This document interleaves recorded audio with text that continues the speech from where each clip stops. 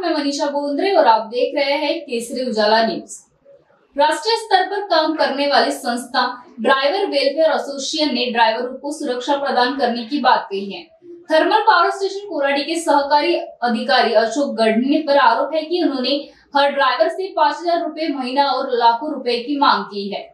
अब तक 3,07,500 रुपए हड़पने की बात सामने आई है।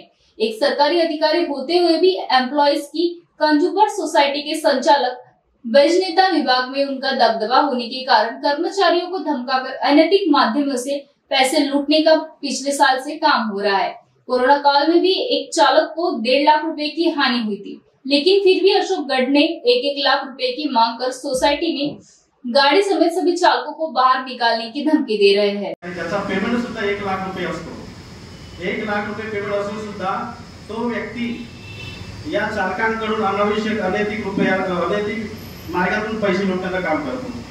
त्यांचं नाव आहे, त्या सरकारी अधिकाऱ्याचं नाव आहे माननीय श्री अशोकजी गमने। हा सुद्धा आरोप आहे आमच्या पुराव्यावरूनच आपण एक पत्रकार परिषदेमध्ये त्या माध्यमातून ते लाख रुपये 1.5 लाख रुपये घेत असतात। त्यांचे पुरावे पण आहेत, ऑडिओ रेकॉर्डिंग पण। आता एक सवाल येतो, या सोसायटीच्या जे काम करतात त्यांच्याकडून पैसे लुटण्याचं काम करायला पाहिजे नव्हतं। यांनी society employees consumer society Koradi त्या माध्यमातून gas supply, HP gas cylinder supply करतात ते चालक म्हणून, आणि 5 वर्षापासून ते काम करत आहेत। या 5 वर्षामध्ये प्रत्येकी एक व्यक्तीकडून तो 5,000 रुपये महिन्याकाठी घेतो। एका व्यक्तीकडून 12,000 ते 7,000 रुपये घेऊन घेतो। त्यांना धमकावतो, पैसे दिले नाही तर त्यांना मारायची धमकी देतो।